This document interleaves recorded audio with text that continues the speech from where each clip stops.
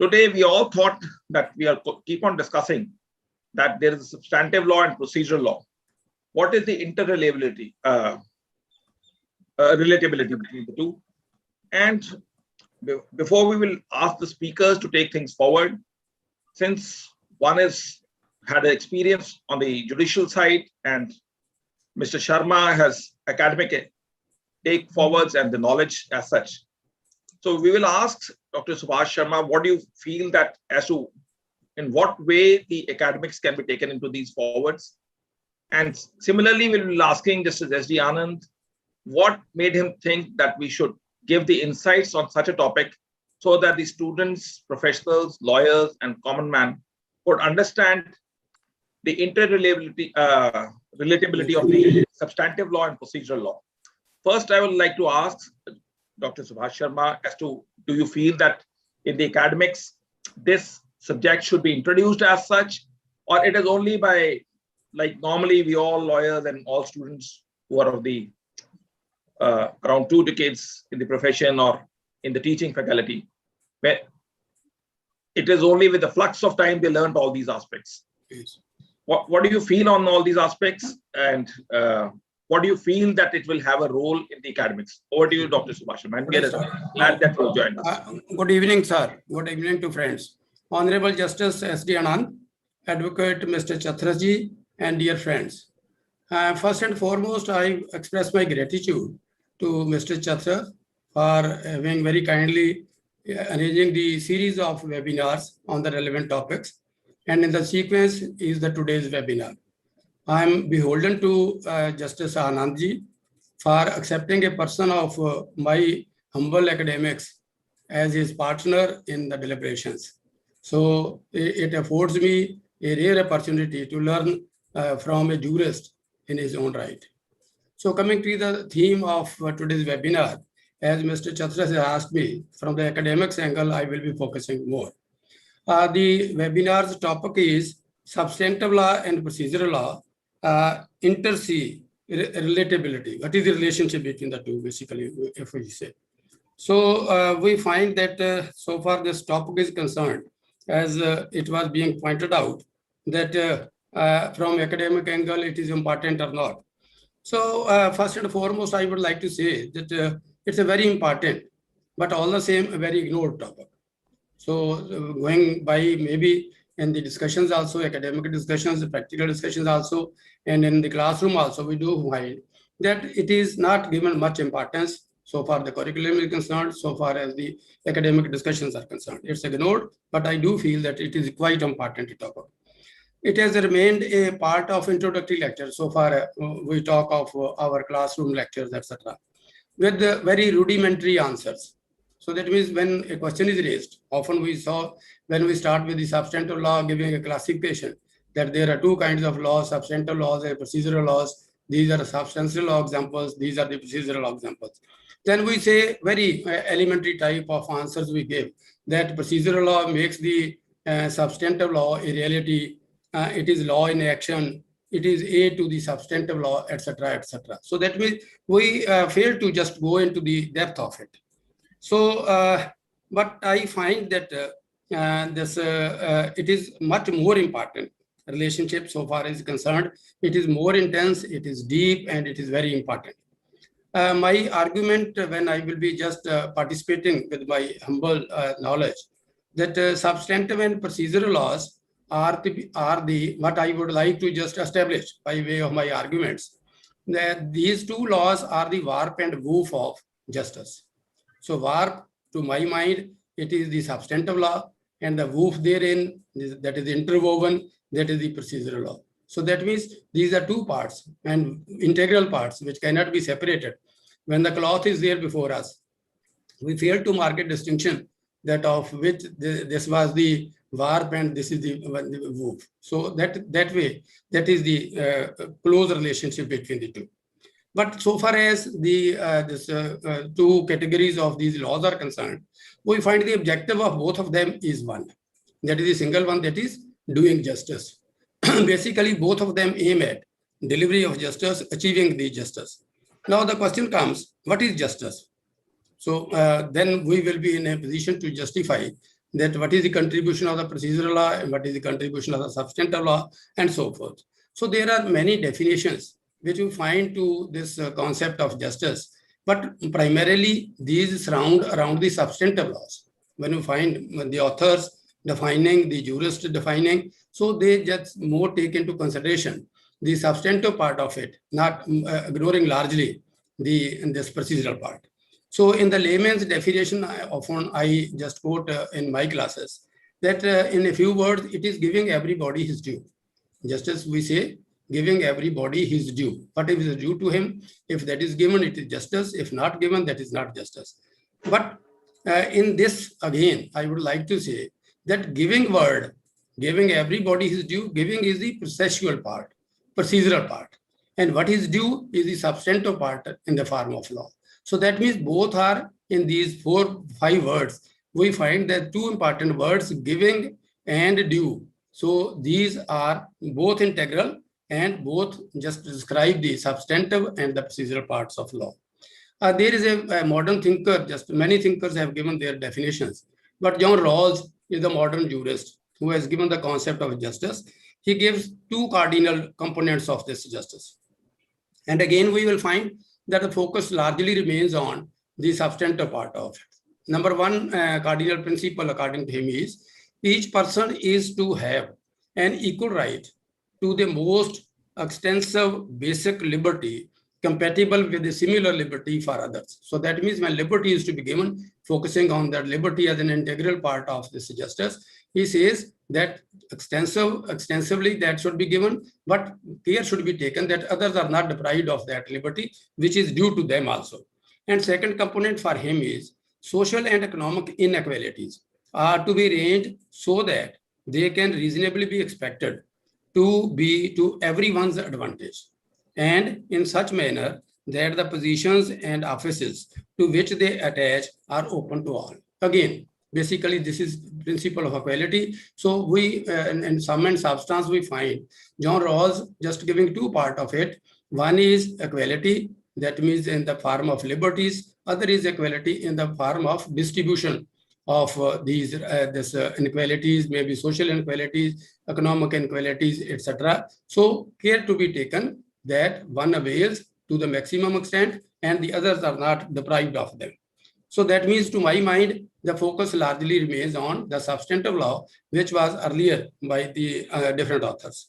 But from this angle, this substantive and procedural laws, I am reminded of one more concept. Maybe it was old concept of justice. It was Aristotle's concept. So I find more relevance in that. There are two categories of justice. One is distributive justice, other is corrective justice. So far as distributive justice, Aristotle meant that it is just equitably distributing the assets and the liabilities of the society. So that means what are the rights, powers, freedoms, liberties, resources, those should be equitably distributed. Then the distributive justice is achieved. So therefore, since it is an ideal situation that can never be achieved, and furthermore, even if it is achieved, then there may be snatching will be there, other will be taking away the other's rights. So there will be need of second kind of justice, that is corrective justice. So accordingly, we find when this justice having two components, distributive and corrective. So distributive turns to be the substantive part and the corrective turns to be the procedural part of this procedural laws. By way of that, corrective justice is done. The distributive is substantive, that means rights, liberties, etc. Those have been equally distributed. So therefore, we find that in this distributive part is more important, or corrective part is more important. If I just pose a question, the answer becomes difficult. We will have to agree and unanimously agree that both are equally important, because this distributive justice is on an ideal situation and corrective justice that is required in every situation. And if corrective justice is a part of procedural law, substantive law cannot be complete without the procedural laws in the form of justice, which is the end result and which is the objective of our laws, may be both substantive and procedural, where they are common. So even then we find that one cannot be complete without the other. So if one is absent, corrective justice is absent, the distributive justice will fail to have relevance. And if only this corrective justice is there is no distributive justice, again, we will be finding that it is not complete concept of justice. So here comes the relationship between the two. What is the relationship between the two, just the substantive and procedural? That is the crux of our today's topic. Right is substantive. Going to the court is procedural. Basically, if we say, when we divide the laws, we find that these this Contract Act, Constitution of India, IPC, so forth, all these kinds of laws, these are substantive part of the laws because they give the rights, they prescribe the obligations and duties. So that means it is a substantive part. How those rights are to be taken, how those liabilities and the duties, those are to be enforced. So for that purpose, we will have to go to the court of law. So accordingly, depending upon the procedural part thereof, so that means the rights which were available under the substantive law, the duties which were prescribed under the substantive law, those will be put into practice. So that means those shall be implemented. And without them, again, we can find that if only substantive law was there and procedural law was not there, so in many cases, practically in all the cases, the situation will be that the substantive rights and the duties, they will have little meaning. Again, in the same spirit, Supreme Court of India in Premlata Nahata versus Chandi Prasad Sakaria, year 2007, Supreme Court 1247. This is the judgment which has been quoted in other cases also. And the Honorable Supreme Court said the function of adjective law is to facilitate justice and further its ends. A very short definition given. What is the objective of the court? Ultimate end of both of them is, what is the end? End is justice, achieving of justice. So adjective law, when we are saying adjective law, what is adjective law? It is procedural law. So therefore, it is to facilitate justice. Justice, we find that the distributive justice from the substantive laws. So the Honorable Supreme Court emphasizes that both are integral part. Adjective law, that is procedural law, is to facilitate that justice is achieved and end is achieved, which is common to both of them. There are certain authors also, and Supreme Court again, in some other cases also, have just dealt with the relationship between the two. Then there is Justice Takwani, a celebrated author on CPC. So he just deals with it. He says the efficacy of substantive laws to a large extent depends upon the quality of procedural laws. So that means Honorable Justice, so a great author, he says the procedural law qualities, if those are good, only then the substantive law is efficacious. Otherwise, it will lose its efficacy. It may even lose its relevance. Unless, he further says, unless the procedure is simple, expeditious, and inexpensive, substantive laws, however good, are bound to fail in achieving their object and reaching the goal. Goal again is the achieving of justice. He says that the procedural laws are to make the substantive law efficacious and really this worth meaning. Worth of substantive law depends on the quality of procedural law. He concludes this by way of his observation.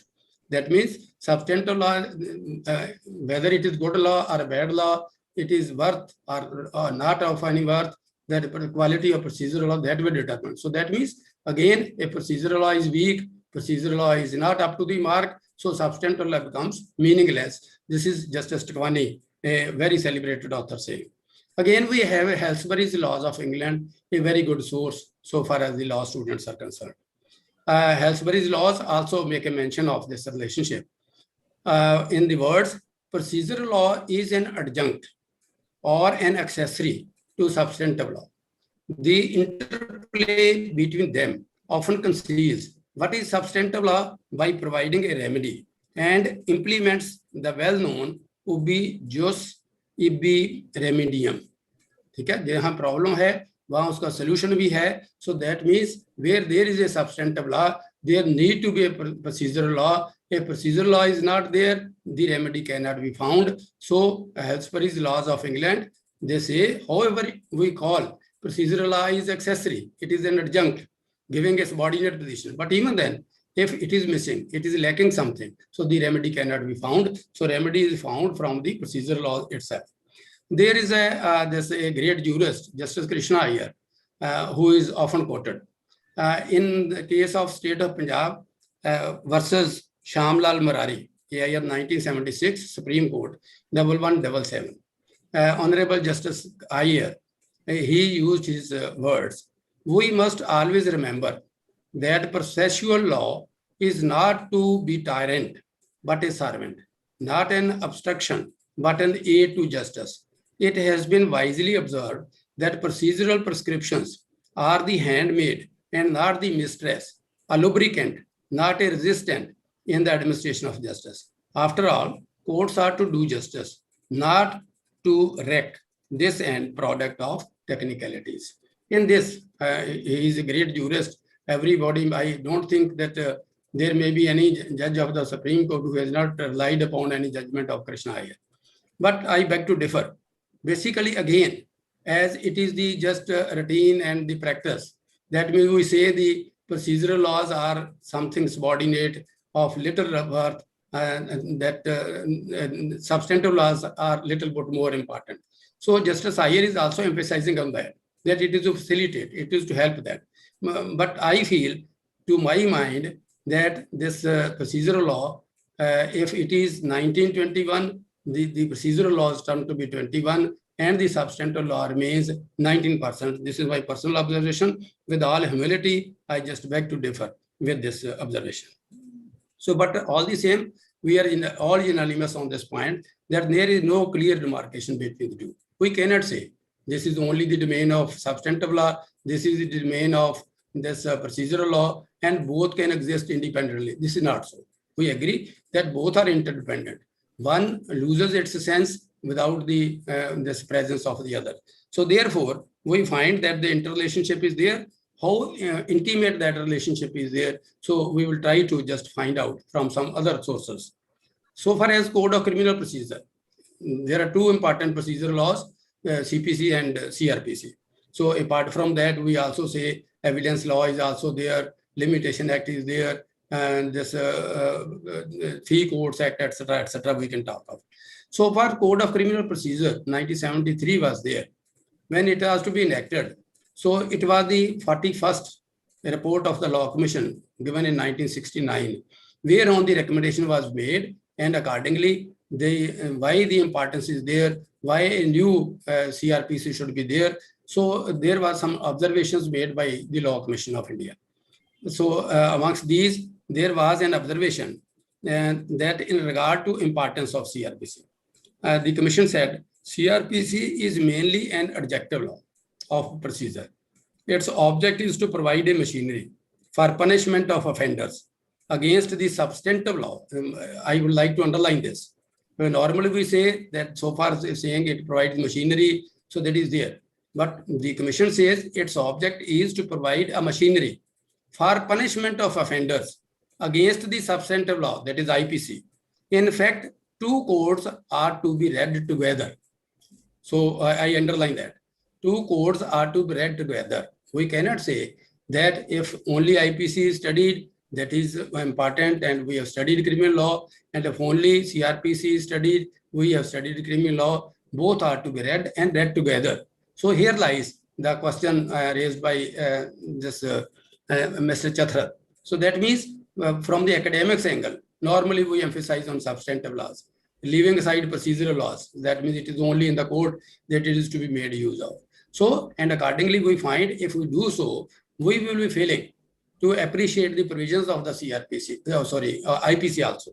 So substantive law will be incomplete, as very rightly, and this Law Commission of India in its 41st report has made, that both the laws are to be read together. And when CRPC is to provide the machinery, for what? It is to provide machinery for the punishment of offenders against the substantive law. So that means the source is to be found from the what kind of punishment is to be given. So whether the case offense is made out or not, so that is to be read from that. Procedure is to be applied, and the common end of achieving justice, that is to be achieved. Then CRPC is again, it is again the Law Commission saying, CRP is not only a procedural law. we do have provisions which have the nature of substantive law.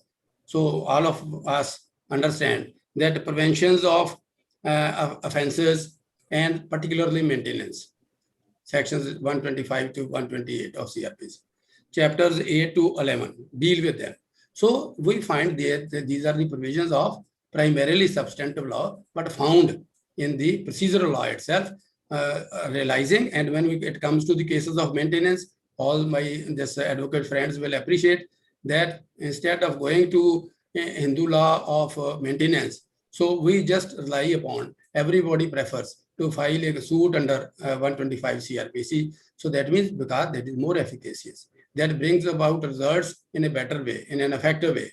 The remedy is provided, and this is of substantive part. So that means when such provisions are made, so quite obviously among the framers of the law, they understand that the two laws cannot be so clearly demarcated that this is the substantive part and this is the procedural part. So that is impossible. Furthermore, we find sections 460 and 461 of CRPC. When saying this is procedural part, otherwise, that irregularity is not vitiating the proceedings, and which this vitiate trial 465, 465, 464 and 465 said, then saying that this is the part, if that kind of irregularity is there, then the proceeding is vitiated. That means it is procedural part. But when it is vitiated, what is deprived of? What goes? It is the substantive law, quite obviously. So that means it is denial of the substantive law. So basically, depending upon any fault, depending upon any irregularity of the procedural law. So therefore, we find when such provisions are there, again, the emphasis is interconnection between the two, and inseparable interconnection I would like to emphasize. In this background, I raise some questions so to be addressed by all of us. So some questions I would like to raise. Number one, is justice is substantive or procedural? In the beginning, I just posed this question. So that means that justice is both substantive and procedural. When it is a right, so that means this right, this duty, part of justice is substantive part, and giving it to the person, as in the beginning said, it is giving everybody his due. So what is due is substantive, and what is to be given is procedural. And if both are not there, then it is not possible. Justice being the end result, being the objective of the entire ambit of laws, both substantive and procedural. We do find that justice includes both substantive part and the procedural law, so making that inseparable. Number two, right to life. Second question is, right to life and liberty is a substantive as a fundamental right, Article 21 we say, so that means it is there. Then judge who just prescribes or sits in the court to preside over the proceedings, he is a part of procedural law. It is in CPC, CRPC, we find the judge having been defined what kind of judges are, substantive law don't deal with it. So then the judge-made law becomes a substantive part.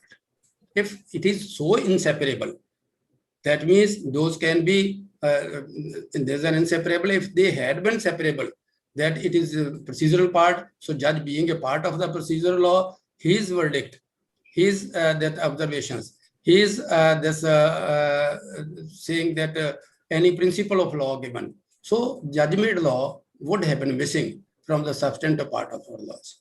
Even in our constitution, we do recognize every judgment of the Supreme Court of India is the law of the land, judgment of the High Court of India, High Court of a state, so that is law in that state itself. So therefore, the judge being a part of the procedural law, his verdict, his words, so they become a part of the substantive law, thereby indicating that both are basically procedural and the substantive are integrated, so they are together.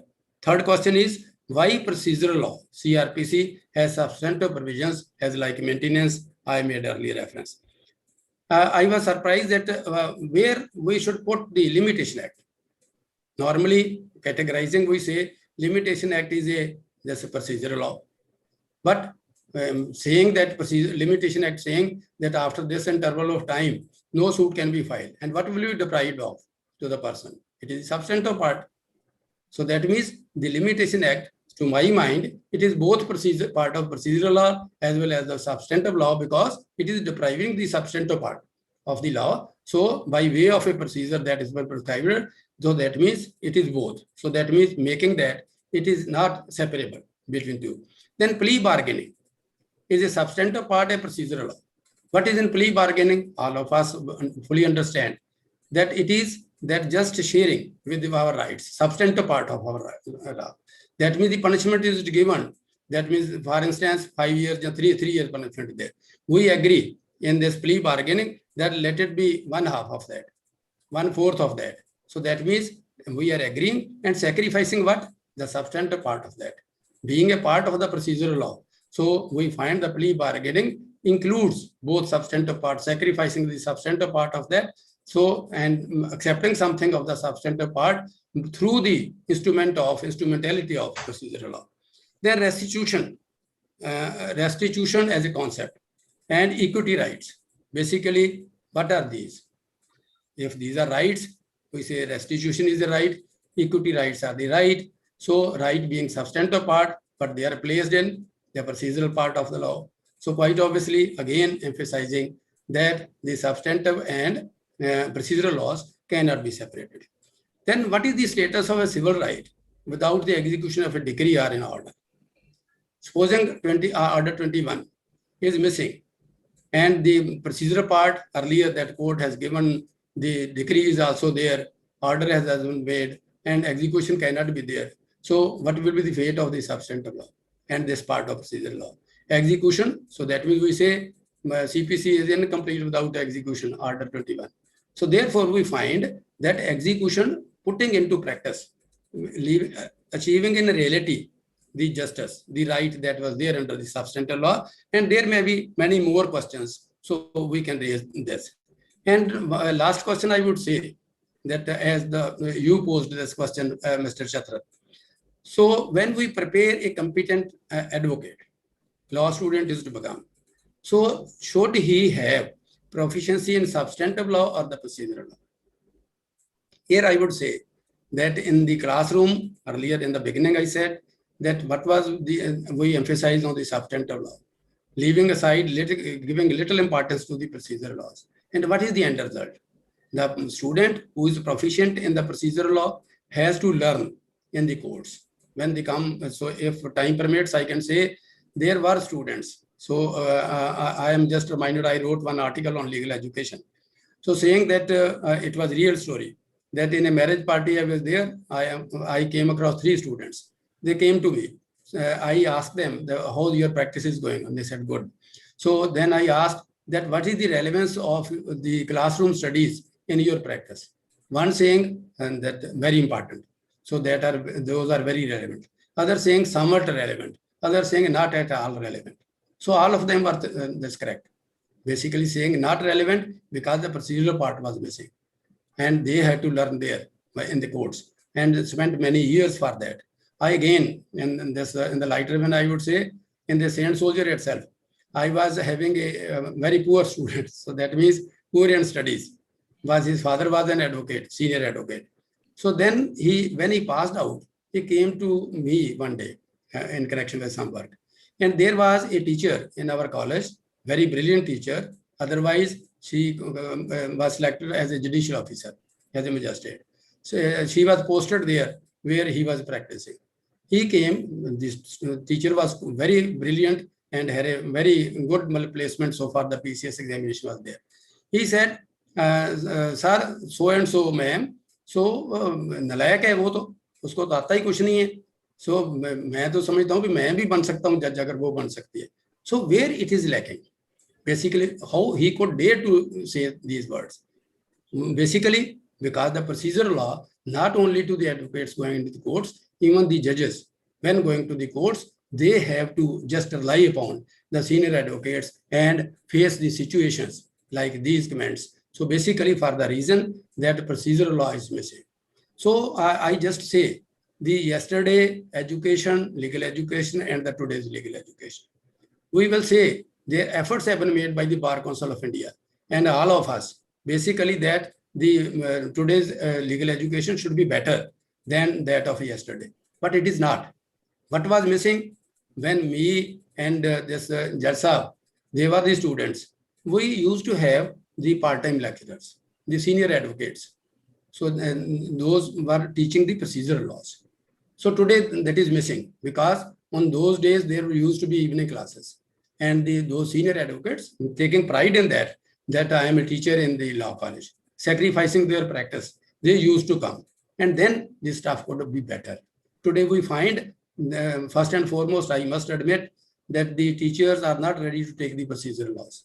They say, no, sir, किसी और को दे दो, इसको दे दो, उसको दे दो. So accordingly, we find that little focus is being given to the procedural law, and I find that if we are to say one is better than the other, so I will say that it is the procedural law which is of more relevance. I am saying 1921, procedural law to my mind is 21, and the substantive law is 19.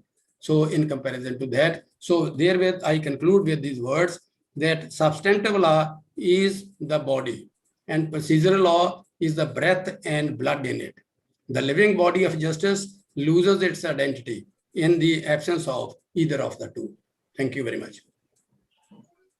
So you have actually put the entire value, why it is substantive and why procedural. I was just thinking about, we all talked about substantive law and procedural law. I was just thinking young lawyers and young students of law sometimes actually do not know what is substantive law and procedural law. I will ask before Justice S.T. Anand takes over that why he took this particular topic and what do you mean by substantive law and procedural law? First, slightly in English and then in Hindi also. Yes. They say that some languages are better understood once you are taken up in that particular language itself. Yes. Yes, sir. Over to you, sir. Thank you. Good afternoon to Dr. Sharma, Mr. Chatrat, and all those attending the program. It's a very, very pertinent point Dr. Sharma made when he concluded. He said procedural law is 90% and substantive law occupies a much lesser portion. I'm divided between the two, though I agree with him fully. I come from a fourth generation of lawmen. There is only one elder of the family who was in teaching. That's the Principal C.L. Anand. He was, I'm told, principal of Law College for a number of years. Having seen my judicial career and then the brotherhood as well, I entirely agree with Dr. Entirely, because academic knowledge, unless if it is properly implemented, substantive law is not properly implemented, it means nothing. Say, for example, take the case of a doctor. He prescribes a medicine. But good doctors will say the real relief is given by the nursing staff and the paramedicals. You have the best of cooking material, but if the cooking competence is not there, you will not find the preparation tasty. Back to the query by Mr. Chatrat, yes. The choice of the topic has a pertinent importance and a particular object. You see, the inability of the justice delivery system in India to deliver justice expeditiously, that grievance is frequently aired by people. It may not be possible to outrightly deny that grievance. At the same time, I would request people to be a little more charitable in appreciating the difficulties faced by the justice delivery personnel from top to bottom or bottom to top. You see, is it that there is a lacuna in the substantive law? Or is it that there is a lacuna in the procedural law? My response at the very outset would be, nothing is wrong with the both the facets.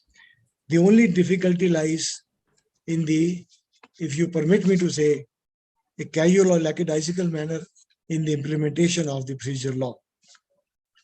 Before dilating upon that part of the topic, we must not forget the causes of plenty which have led to the accumulation of dockets of pendency.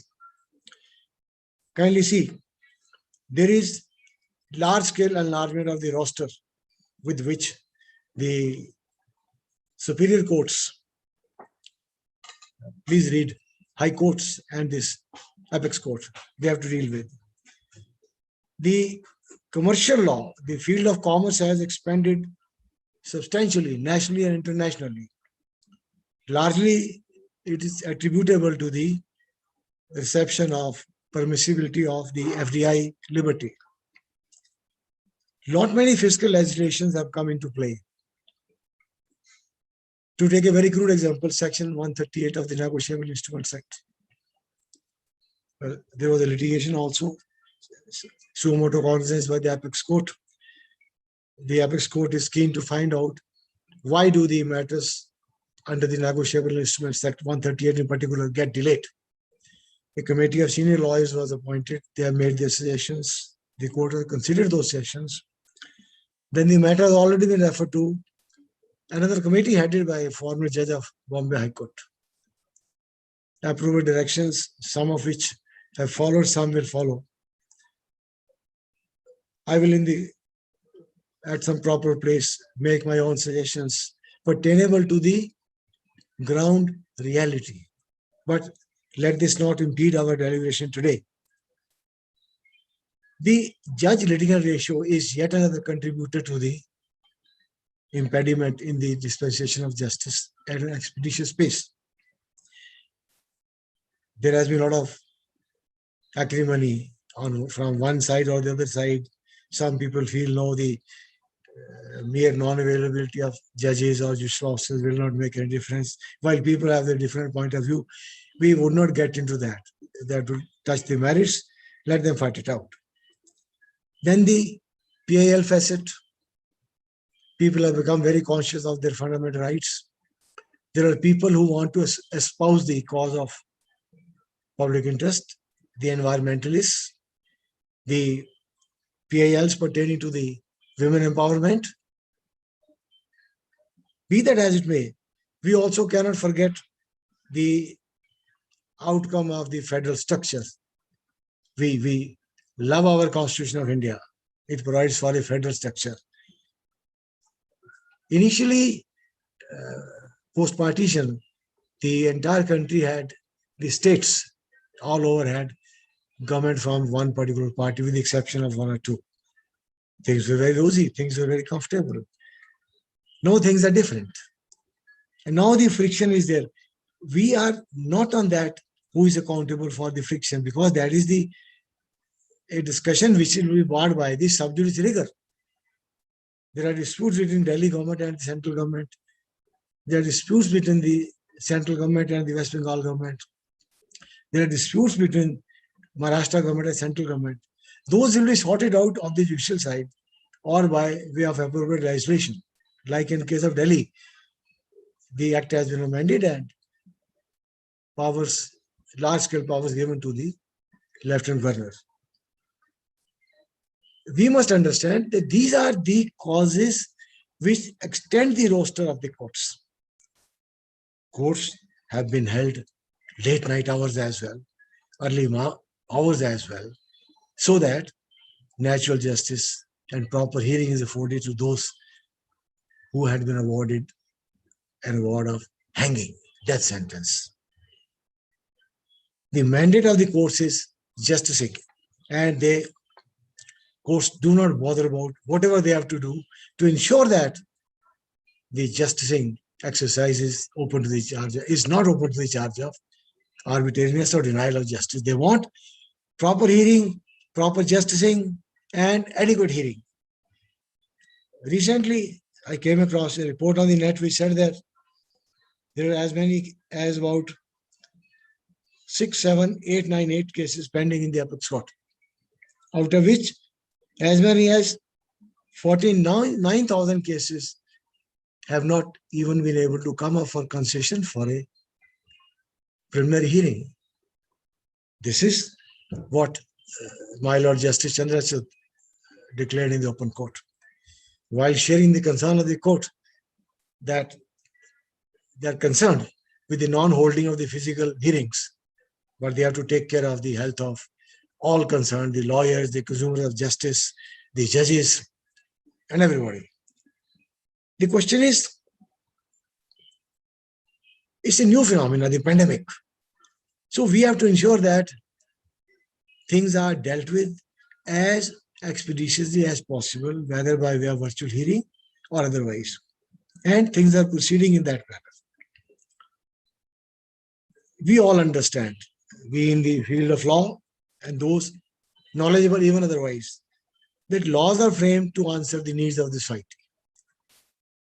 If a law in place is found to be deficit on a particular point, it undergoes change at the hands of the legislature. Take the case of Nirbhaya Kand. This afforded an opportunity to the legislature and also the apex court to consider doing something with the age of juvenility. While the apex court says that the plea of juvenility can be raised at any point, wherever the matter is pending at any hierarchical level up to the apex court. At the same time, it says that the age of juvenility called for consideration, a revision, a relook, and it was done. Today only, there was a press report in which Justice Veer Sehgal of Punjab and High Court allowed bail to a juvenile in a murder case, saying that the substantive law on point of murder framed for the adult facet does not appear to be suitable to the juveniles, the people from the juvenile facet. Well, some law may, judge-made law may come at the hands of the High Court or the legislature in view of the observations made by the court. Dr. Sharma made a very pertinent point.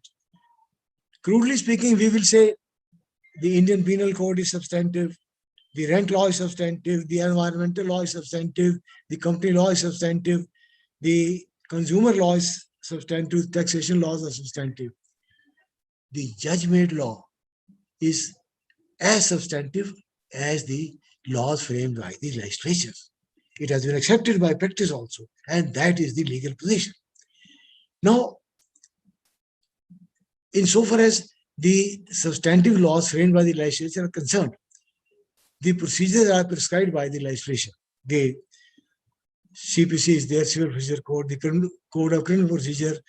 As and when fiscal laws are brought into being by way of legislation, the procedure is prescribed.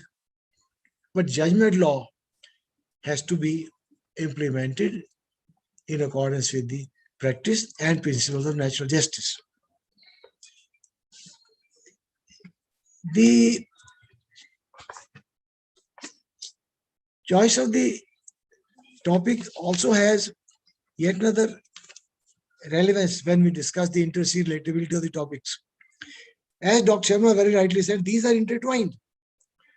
One fails, the other is flawed automatically. The other fails, the substantive law is flawed automatically. Both have to work hand in hand. The substantive law must be implemented in letter and spirit. At times the courts say that with a little touch of compassion as well. Well, that is the ambience of justice legal system, and a compassionate approach which does not in any manner violate the mandate of the law. So both laws are in place and both are capable of delivering, but kuch kami apni wafaon mein bhi thi. There is indeed problem in the implementation of the laws. I'll quote some crude examples. Take, for example, the rape law, the gang rape. The law frowns upon gang rapes. Law frowns upon rapes. The law frowns upon custodial rapes. The law frowns upon gang rapes as well. Section 53 of the Crpc says that whenever an accused faces a charge for having violated the person of the female, both the parties must undergo a medical examination. So far, so good. We have had two judicial pronouncements by the apex court. Justice Keher, the former CJI, initially from the Punjab and Haryana High Court. I had the privilege of sharing bench with his lordship in the High Court. My privilege. in that judgment also, the Apex Court said, yes, the DNA profiling, the DNA outcome has a very determinative effect upon the outcome of the charge. That judgment was repeated by another bench to which Justice A.K. Sikri was a party. He too went to the Apex Court after having been at the Punjab High Court. Now, both these judgments categorically provide, without any exception, that if the DNA profiling does not attribute this charge to the accused, he has to be acquitted. At the same time, the law, when interpreted and in an incompetent manner by the judicial courts, it falsifies that judgment law. I'm in the know of a matter where a gentleman, principal of 2 educational institutions in a village, he was prosecuted on a charge of having raped a housemaid working in the house of his co-accused, who, as per the allegation, was conniving at the rape. We don't have to go into the allegations. Right from the stage of the anticipatory bail application, he was crying hoarse, please hold a DNA test. The local police would not hear him. He made an application to the crime branch, the crime branch of the Punjab police. It was a matter pertaining to Sangrur Session Division. The crime branch addressed the local police, telling them, do not put in the challan before the DNA is conducted. And of course, it had to be subject to the outcome of the DNA profiling. The local police won't care any less for it. They filed the challan. The trial was held. This plea was raised before the trial court. Ultimately, the High Court, Punjab High Court, in the course of hearing of a bail application, directed the holding of a DNA test of the accused, of the alleged prosecutrix, and a child, a female child who had been born in the meantime. Unfortunately, that child a little later, but only after the DNA test had been held. The DNA test was held on the basis of blood profiling, which is, as per the medical documentation, absolutely foolproof. There are other methods also, but blood profiling based, blood sample based DNA profiling is researched to be the foolproof method. It did not attribute the paternity to that accused. He was convicted by the trial court. Only few lines were devoted by the trial court by saying the accused is trying to ascertain the paternity of the child, which is not permissible. I really fail to understand on the basis of my experience. Where was the question of the accused trying to ascertain the mere paternity of the child? He was trying to obtain a legitimate exoneration by saying, no, the child who was born as the outcome of the violation of person of the prosecutrix is not mine. And it wasn't anybody else's case that she had had a physical connection with somebody else. The appeal comes to the High Court. Few additional lines and identical ignoring of the DNA outcome. Now, what happened to that judgment law? 2 judgments of the Apex Court. In SLP, the matter went for a toss in the preliminary hearing. If it were not a preliminary hearing, possibly the bench would have noticed the merit of the and taken whatever view. If it found that it was not agreeable to those 2 benches, it might have referred the matter to a larger bench. Be that as before, very important. It's a common practice that whenever there is a rape case or a serious offense, maybe you would appreciate. I'm in the know of a matter where, in a case of attempted kidnapping of informant, the statement made by the first informant, running into quite a few pages, detailing the motive behind the attempted kidnapping and detailing other circumstances of the case, that sealed envelope was not even opened up and the trial concluded. It would be appropriate for me to stop at that. Take the case of the provision in the CRPC which says that evidence, prosecution evidence can be recorded in certain contingencies in the absence of an accused. When somebody is declared a procurement offender, PO, and it appears that obviously once it would appear to the magistrate court that somebody can't be apprehended or is successfully evading the law, then in appropriate proceedings he will be declared a procurement offender. And there is a provision for recording of evidence of relevant witnesses in the absence of the accused. Of course, it will be used as and when the accused is apprehended, and it can be used only when there are certain contingencies, when a witness is dead or is not susceptible to the process of law, so on and so forth. I really do not know. I'm open to correction. Is it that the statements of witnesses have been recorded in the prosecution likely to be launched against Nirav Modi, Lalit Modi, Vijay Mallya, Nadeem, Islam, launched again its own course. Now they are on the verge of getting Nirav Modi and Mehul Choksi and Vijay Mallya extradited to India. We do hope and trust the efficacy of the agencies to get them home and face trial in accordance with the Indian law. But is there a reason why the statements of the relevant witnesses may not have been recorded in absentia? You remember the cases in which a particular trial is going on,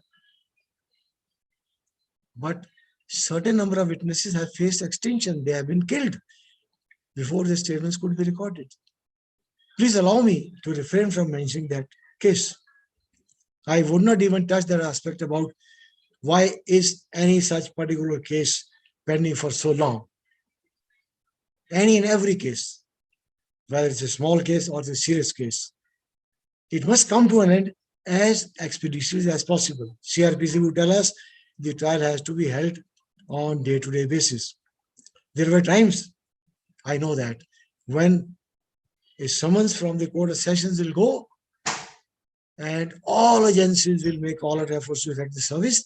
And it was very uncommon to find a Sessions case summons being returned unexecuted. No such evidence is attached to the Sessions case summons these days. I'm open to correction. Take the case of the witness protection scheme, the victim protection scheme. These were framed by the central government, but validated in law by the apex court, which was dealing with the relevant matters. The implementation of those schemes is not, as far as I understand, being done in a very noticeably appreciable manner. The idea is to mention it on point of fact. The idea surely cannot be to find fault with any particular agency, but we have to make a mention of effect so that the concerned quarters, if they are not alive to that aspect, they may like to act in the matter. All said and done, ours is a public welfare state, and we hope and trust that everybody would act in a manner which is in the larger interest of the public. Recently, we found some controversy about the implementation of Sabarimala. It's a pending matter. The matter has been referred to Constitution Bench of the Apex Court.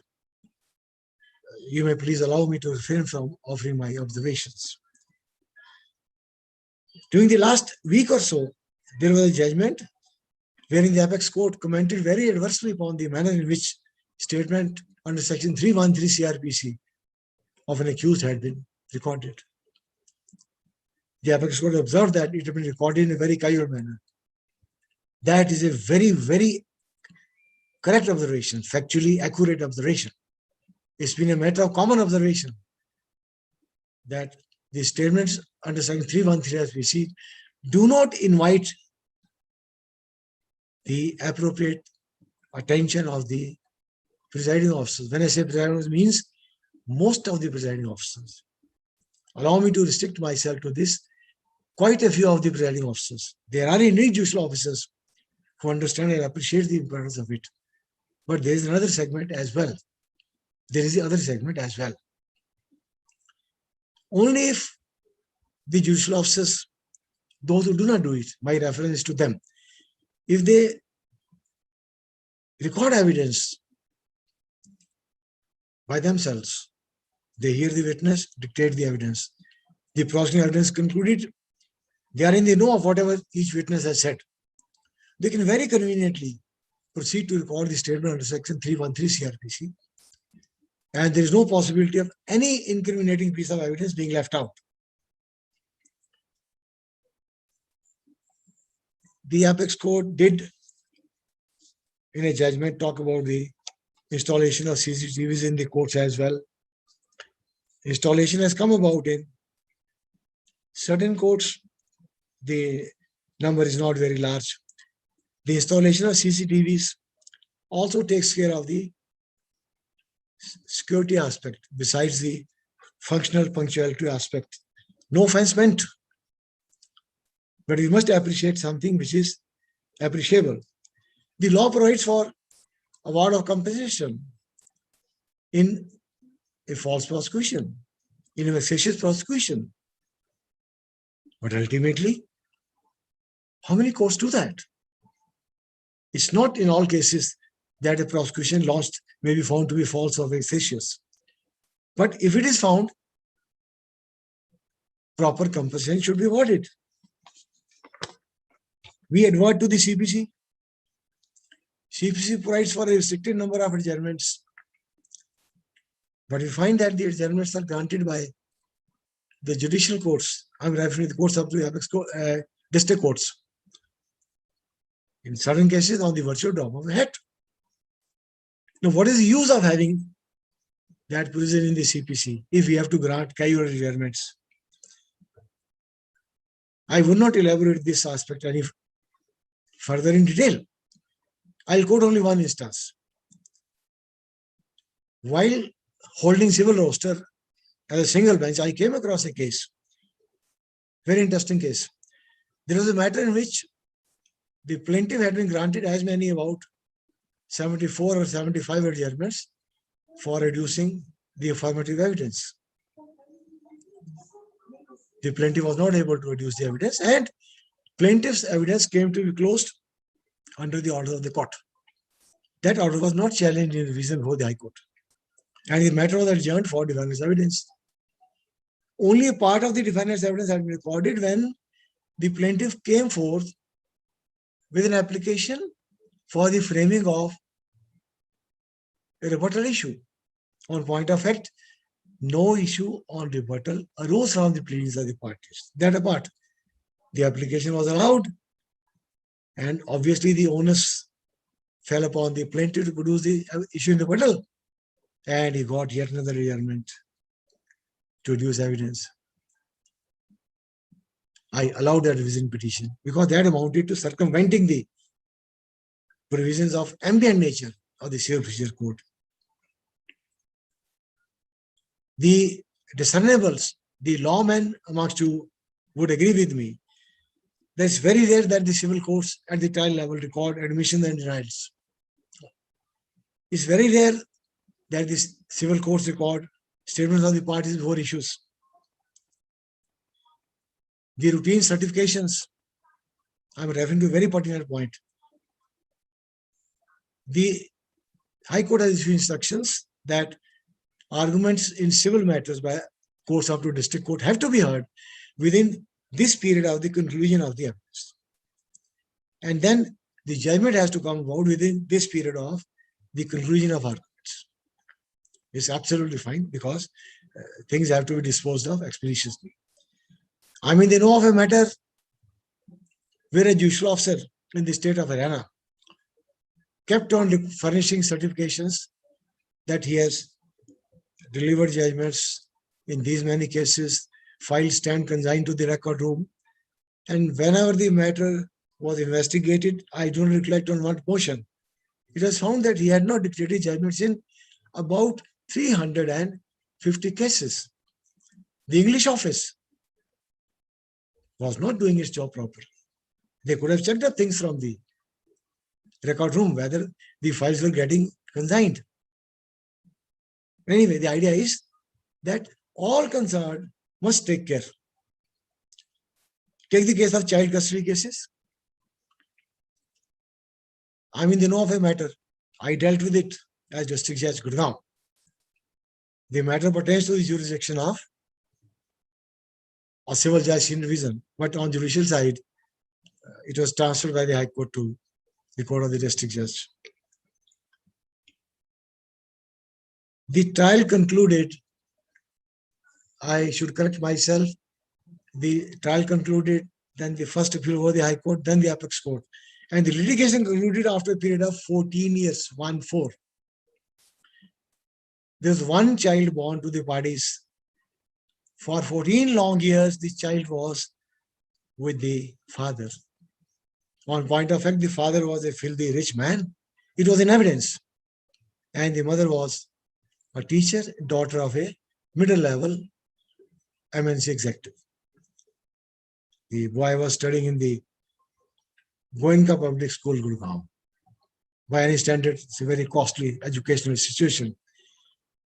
The petition was allowed in favor of the mother. I would not know how could the boy be called upon to switch his emotional loyalty from father to mother after 14 years. And I honestly do not have any idea what exactly happened thereafter. I read that reported judgment. When I was in the High Court, I had an opportunity to deal with a nearly identical matter. I sent for information from all the courts over Punjab, Haryana, and Chandigarh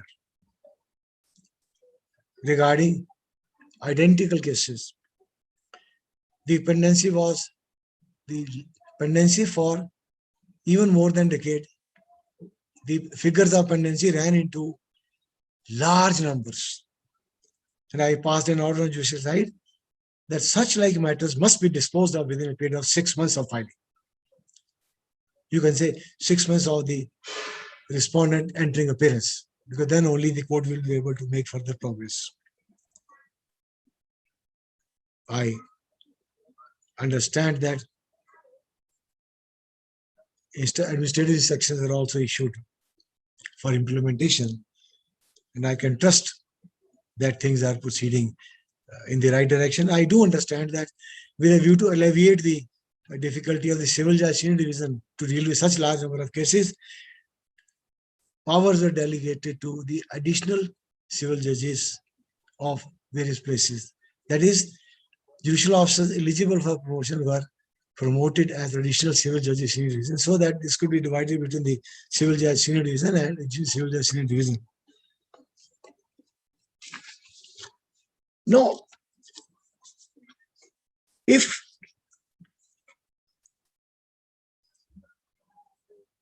we must, I must, before I near conclusion, say that whatever observations I have made, I would request that these should be heard, thought over, and deliberated on merits. I would request you not to personalize these instances.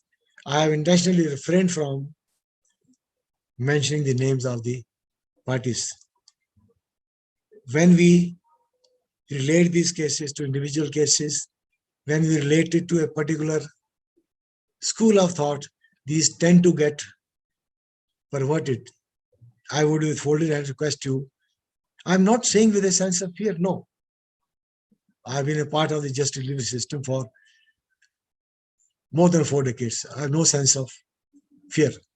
I'm only requesting that let us not read any venom or personal element into these. My suggestions, the points which I have made are meant for consideration by the concerned authorities. Yet one point which I missed out, which I will touch now. In the course of informal discussion before we started the program today, Mr. Chhatrapati expressed his concern about the large pendency. He said that the pendency was already large, and now with the COVID, the pendency would be further enlarged, and it might become difficult for the courts to deal with the matters. Absolutely right. Physical hearings are not possible. And it's not only in the interest of the judicial officers and judges, it's also in the interest of the lawyers. It is also in the interest of the consumers of justice. It is also in the interest of the members of establishment. It's a pandemic, sir. We must realize all out efforts are being made to revolutionize the virtual hearing system. Things will improve. Large number of courts are being held at every level, and God willing, a vaccine would be found, things would be normal. We'll have physical hearings too, but you will appreciate physical hearings only for those who survive. So for your own sake, do not make a grievance of the non-holding of physical hearings. Yes, what can be done is, I would suggest. I am answering, Mr. Chhatrat, the grievance, the apprehension which you had shared with me before we formally started the program.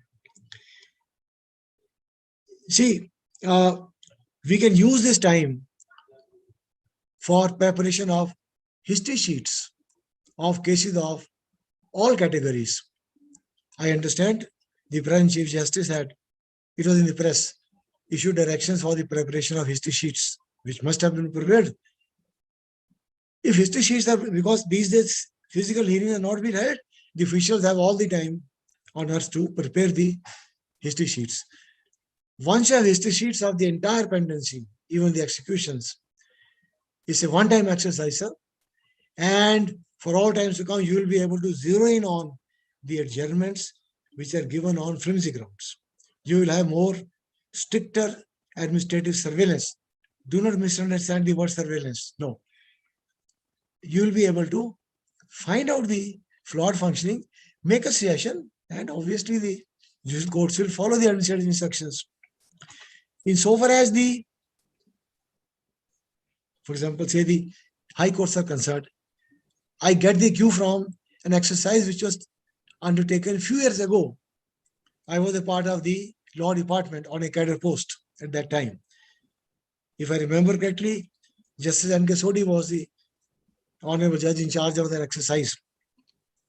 The judicial officers posted at Chandigarh were required to come over to the High Court and prepare the bunches of cases which were of identical character. Taxation matters, covered cases, identical matters of any category.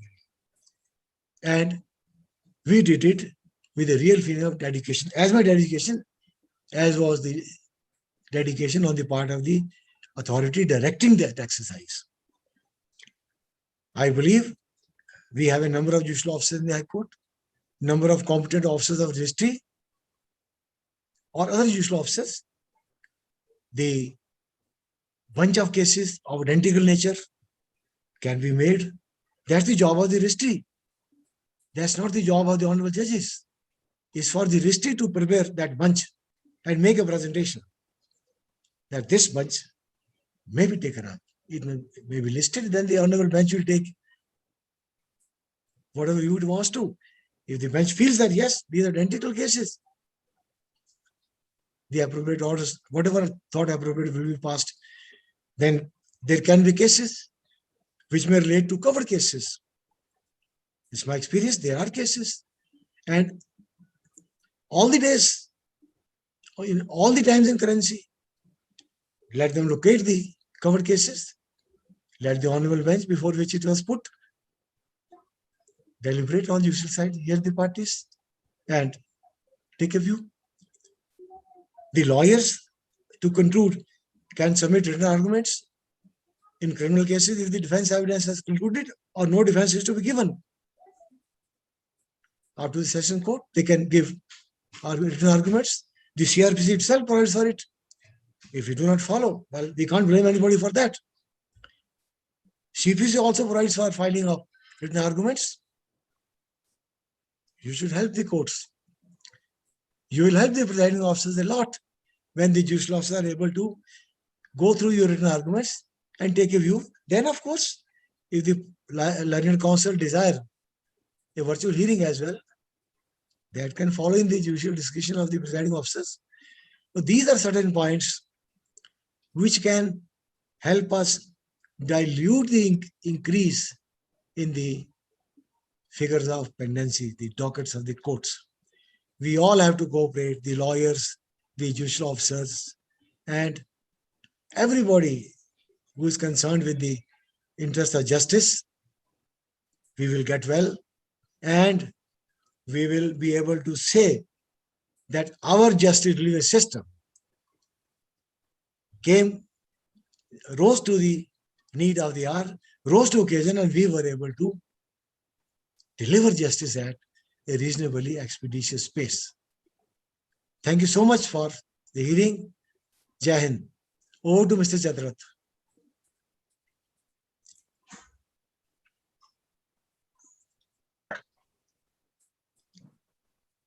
Yes, Yeah, please.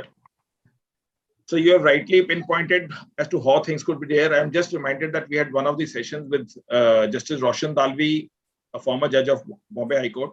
She had done a case on case management. Since a lot of there were on the people we did was more specifically on the lawyers base. So she has a program on case management for the judicial services also. She gave us a lot of insights as to how the things could be put forth across. And rightly said, one has to understand, and you also told that how things could be taken forward, and sometimes as to how in the substantive law and procedural law, sometimes there is an amiss, and sometimes, like you told, that a person was made to suffer. And it is only if one understands, like Dr. Subhash was also saying therein, that if the students can understand basically in the foundation years of foundation and formative years of his legal education, maybe as a student of law, or maybe when he's under a mentorship of some lawyer, for that matter, or like what we never had, now it is that you are doing internships invariably in a lot of semesters. But the next question arises is that a lot of students join us also. How many people are actually, or students, taking those internships very seriously? Some Google around, search around it. There have been some uncalled for incidences that social media is full of that, where girls have created certain apprehensions that things were not in the right taste as to how about it. But be that as it may, I feel that internships could also actually, if it's a 5 years, you take 10 internships minimum. So once you take 10 minimum internships, you can understand in what arena of law there you have a forte and where you can push forward. But I feel that a lot of importance in the right, though bar councils are taking a lot of steps in this aspects, but the students as such have to be inculcated in the right way as to why internship is must, and why understanding of substantive and procedural law is also perimeteria for the growth of a person. And the way you gave suggestions as to how things can be put forward, or you can say that how the wrinkles within the system can be creased out, if I can put it across. That was very nicely and aptly put out. And the way you took across to the latest judgment, it only shows that you still are abreast with what is happening in and around the society, which I feel that as a lawyer or any judicial officer, etc., would also be required, that what is happening. Now, one good thing what's happening is, like, if we look at live law, bar and bench, immediately we get what is courtroom proceedings going on. They have that live inputs going on. And at the same time, we also get the judgments, which are pronounced immediately. The analysis also comes. I would also say that if we keep on reading the blogs or the analysis of those judgments, it gives you a deeper dive into the knowledge of law. That's the way you have taken things. It is an interesting facet that we don't have any questions. I will ask Mr. Subhash, Dr. Subhash, as to what has been his insights and what do you feel that things should be taken up in the right way in the formative years of these students. Yes. First and foremost, I would like to recommend that so far as Bar Council is concerned, just emphasizing on the recruitment of a teacher.